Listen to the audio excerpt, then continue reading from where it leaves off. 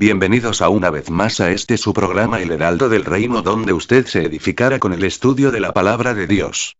Puede decirse que la enseñanza de Jesús concerniente al reino de Dios representa su enseñanza completa. Es el tema determinativo principal de la totalidad de su discurso.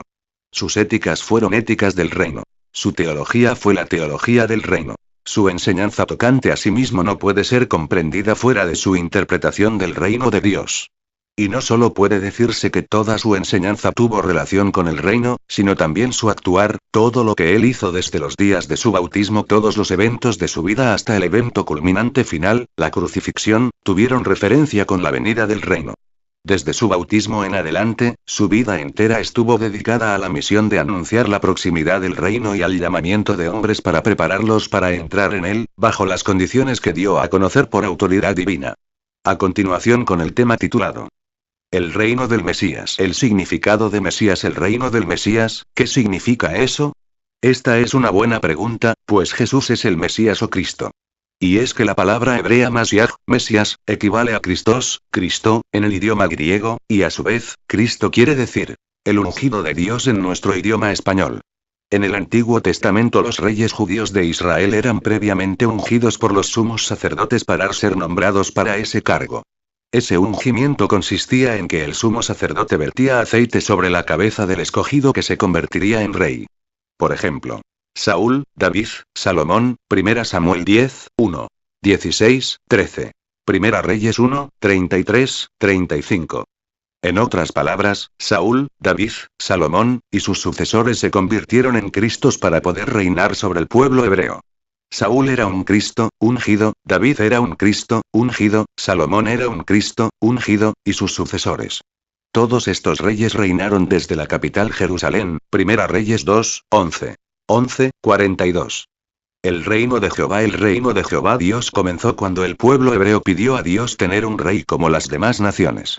En un comienzo el pueblo hebreo estuvo gobernado por los llamados jueces de Israel, los cuales hacían el papel de jueces y gobernantes. Así, por ejemplo, Samuel, Gedeón, Barak, y Sansón fueron 4 de varios jueces que tuvo Israel. Con Saúl empieza la dinastía real judía. Pero al no llegar a ser un rey fiel a Dios, es reemplazado por el joven David. Con David Dios hace un pacto muy interesante, el cual veremos en detalle más adelante, pues nos dará mucha luz sobre el futuro del mundo entero. Lo importante por ahora es señalar que Dios llama a la dinastía davídica como su reino. Es decir, el reino de Dios estuvo representado por los reyes que se iniciaron con David, Salomón, etc. En 1 Crónicas 28, 5 veremos que David llama a su dinastía como el reino de Jehová. Y de entre todos mis hijos, porque Jehová me ha dado muchos hijos, eligió a mi hijo Salomón para que se siente en el trono del reino de Jehová sobre Israel. También en 1 Crónicas 29, 23 se nos dice de Salomón. Y se sentó Salomón por rey en el trono de Jehová en lugar de David su padre y... Esto es muy importante, pues el reino de Dios no es una nueva doctrina introducida por Jesús en su ministerio, sino que era un asunto bien conocido aún por el pueblo hebreo de los tiempos de David. De modo que cuando Jesús habla del reino de Dios, sus oyentes sabían perfectamente a qué se refería Jesús con esa frase. Pero lo que hace Jesús es enseñarles a sus paisanos sobre la manera como ellos podían participar en ese reino que se reanudará con su segunda venida a la tierra prometida. Pero este punto es para otro acápite. La promesa de Dios a David, como dijimos arriba, Dios le hizo un pacto a David, el cual es crucial para entender en verdad quién era Jesús según la carne. En primer término, Dios le dijo a David lo siguiente: y cuando tus días sean cumplidos, y duermas con tus padres, yo levantaré después de ti a uno de tu linaje, el cual procederá de tus entrañas, y afirmaré su reino. Él edificará casa a mi nombre, y yo afirmaré para siempre el trono de su reino. Yo le seré a él padre, y él me será a mi hijo, y será afirmada tu casa y tu reino para siempre delante de tu rostro, y tu trono será estable eternamente. 2 Samuel 7, 12, 16. En esta promesa de Dios a David se enfatizan 5 puntos importantes. La simiente de David, la simiente del reino, la casa de la simiente, el trono de la simiente, y la relación padre-hijo entre la simiente de David y el Dios Todopoderoso. Es decir, Dios le prometió a David una descendencia real, y un hijo singular que establecería su reino para siempre en la tierra prometida. Además, notemos que Dios tiene 2 tronos. El trono desde donde Él gobierna, el cual está en el cielo, y el trono en la tierra. Salomón se sentó en el trono terrenal de Dios. Este es el trono que también se le prometió a Jesucristo. Esto lo veremos más adelante. En Jeremías 33, 20, 21 leemos: Así ha dicho Jehová. Si pudierais invalidar mi pacto con el día y mi pacto con la noche, de tal manera que no haya día ni noche a su tiempo, podrá también invalidarse mi pacto con mi siervo David, para que deje de tener hijo que reine sobre su trono y... Esto significa que si Dios no cumpliera con su pacto con David, dejaría antes de haber noche y día en nuestra tierra. Su promesa es tan firme y segura con el anochecer y el amanecer en nuestro planeta. Ahora bien, hoy no hay un trono terrestre de Jehová en Jerusalén.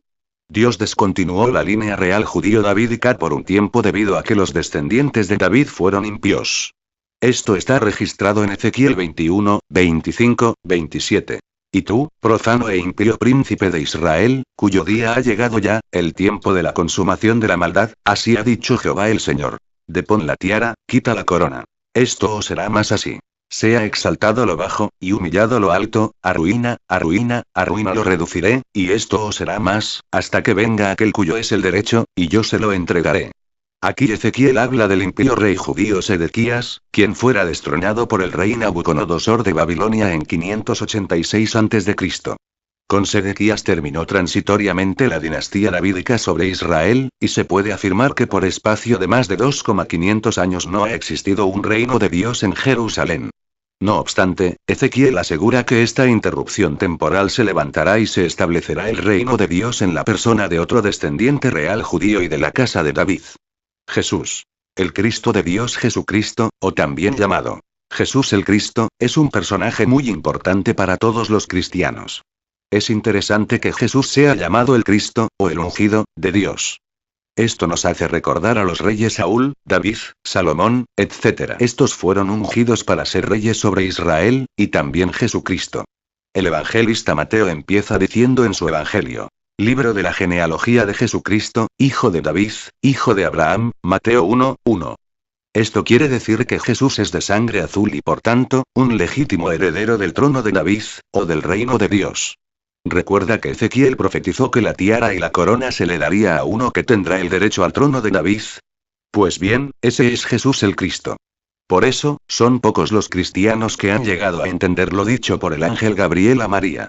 Y ahora concebirás en tu vientre, y darás a luz un hijo, y llamarás su nombre Jesús. Este será grande, y será llamado Hijo del Altísimo. Y el Señor Dios le dará el trono de David su padre. Y reinará sobre la casa de Jacob para siempre, y su reino no tendrá fin. Ver Lucas 1, 31, 33. Esta profecía dada por Gabriel a María no es comprendida por millones de llamados cristianos y es trágico. Y es nefasto también que millones de cristianos no crean literalmente las palabras de Pedro, cuando al hablar de Jesús, dice: Varones hermanos, se os puede decir libremente del patriarca David, que murió y fue sepultado, y su sepulcro está con nosotros hasta el día de hoy. Pero siendo profeta, y sabiendo que con juramento Dios le había jurado que de su descendencia en cuanto a la carne, levantaría al Cristo para que se sentase en su trono, Hechos 2, 29 minutos, 30 segundos. ¿A cuál de los Cristos se refería Pedro? La respuesta está en el verso 31. Aquí se habla del Cristo que fue resucitado. Entonces se refiere a Jesús el Cristo nuestro Señor y Salvador. Se ha querido espiritualizar el pacto de Dios con David creando confusión y disensión entre los creyentes. Y es que la mayoría de cristianos tienen fobia a todo aquello que tiene que ver con los judíos. Hay definitivamente un antisemitismo dentro del mundo católico y aún entre los protestantes.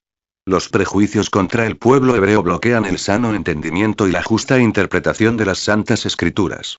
Incluso hay iglesias cristianas que sostienen que el Antiguo Testamento ha quedado obsoleto, y por tanto, la iglesia no debiera prestarle mucha atención.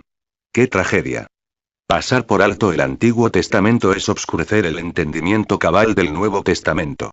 Jesús anuncia el reino de Dios. Cuando Jesús apareció hace 2 milenios en el mundo, vino para anunciar las buenas noticias del reino de Dios.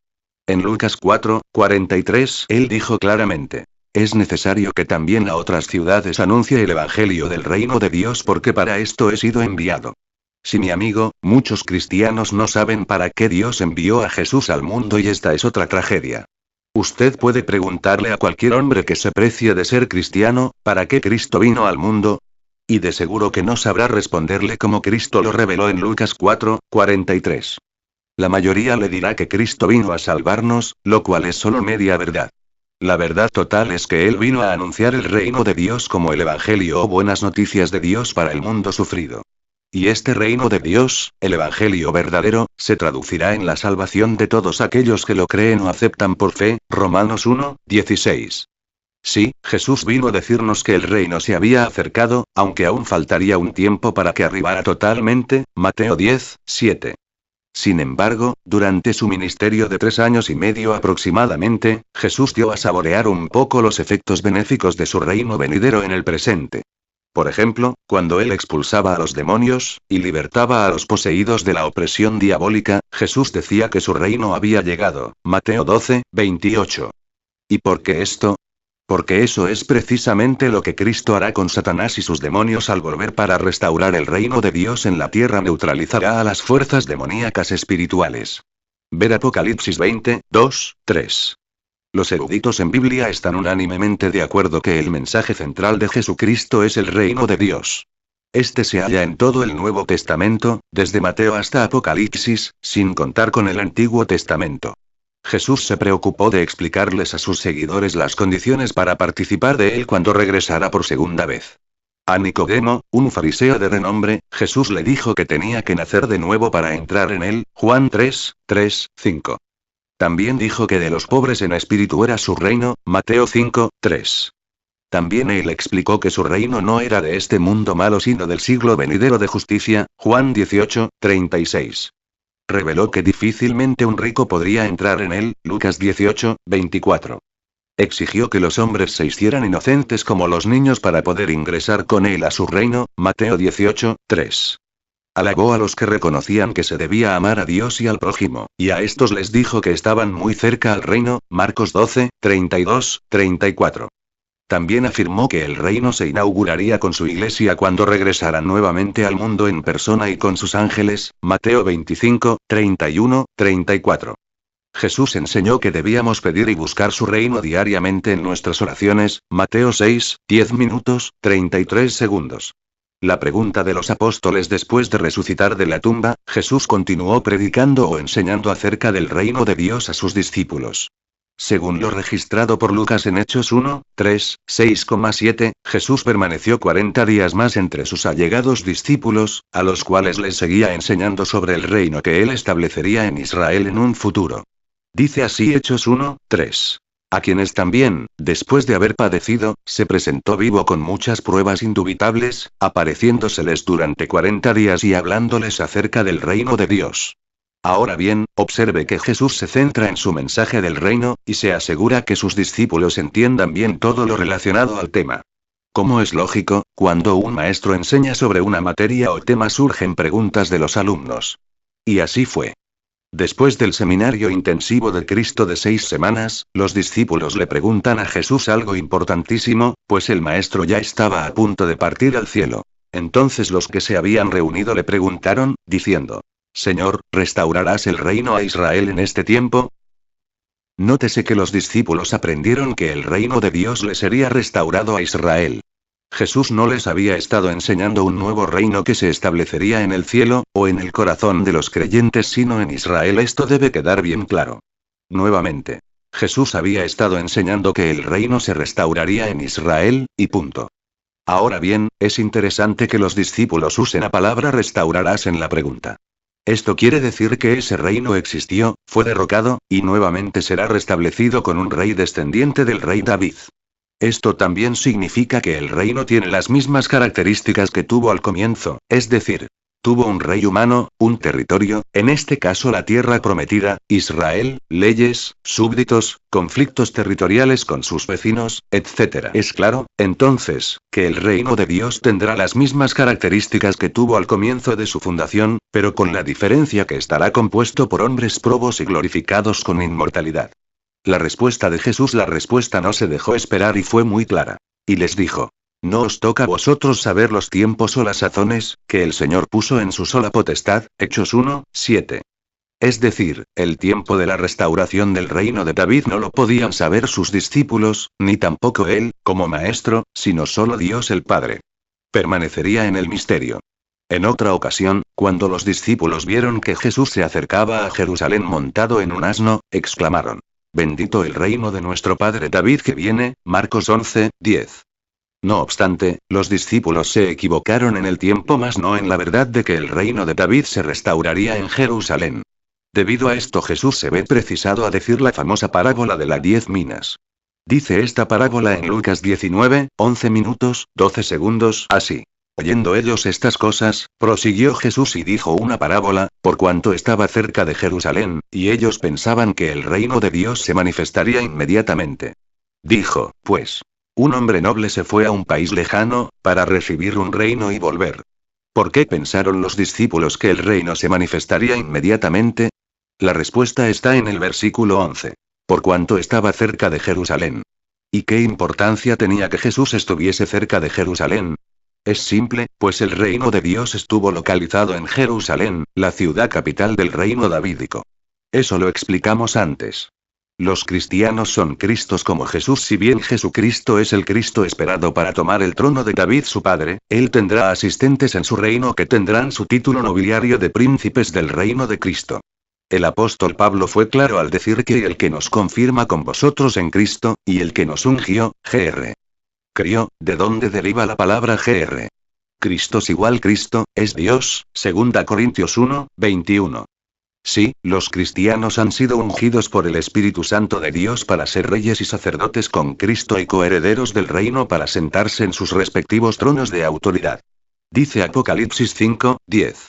Y nos has hecho para nuestro Dios reyes y sacerdotes y reinaremos sobre la tierra.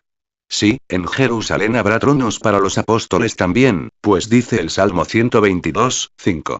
Porque allá, en Jerusalén, están las sillas del juicio, los tronos de la casa de David. Además recordemos que Jesús les dijo a sus 12 apóstoles: Y os sentéis en tronos juzgando, gobernando, a las 12 tribus de Israel, Lucas 22, 30.